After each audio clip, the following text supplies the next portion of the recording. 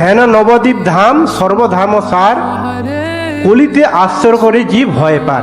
হেন নবদ্বীপ ধাম এই যুগে আর অন্যান্য যুগে যত ধাম আছে, সত্তর, ত্রেতা, দাপর, কিন্তু এই কলিযুগে আমরা কি যুগে রয়েছি? এটা কি যুগ? কলিযুগ।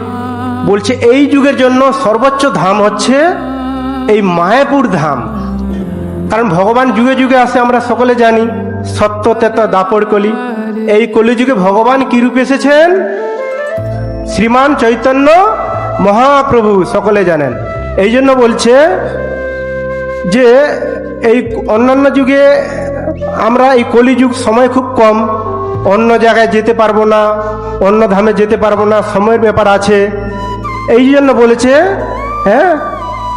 হেন নবদ্বীপ ধাম সর্বধাম সার, কলিতে আশ্রয় করে জীব ভয় পার।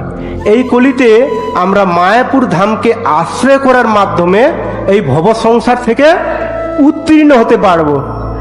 এই যে যেমন আসছেন মায়াপুরে, কে কে প্রথম এসেছেন, ফার্স্ট টাইম?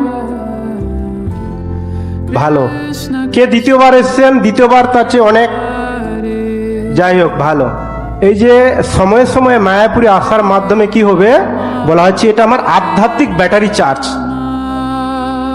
কারণ গৃহে থাকার ফলে কি হয়, সংসারের প্রতি আবদ্ধ হয়ে পড়ি, ভগবানকে ভুলে যাই। কিন্তু মায়াপুর ধামের মাধ্যমে আসার মাধ্যমে ভক্ত সঙ্গ, ভগবানের কথা, ভগবানের নিত্য আর ভগবানের দর্শনের মাধ্যমে আমাদের আবার জাগরিত হয়।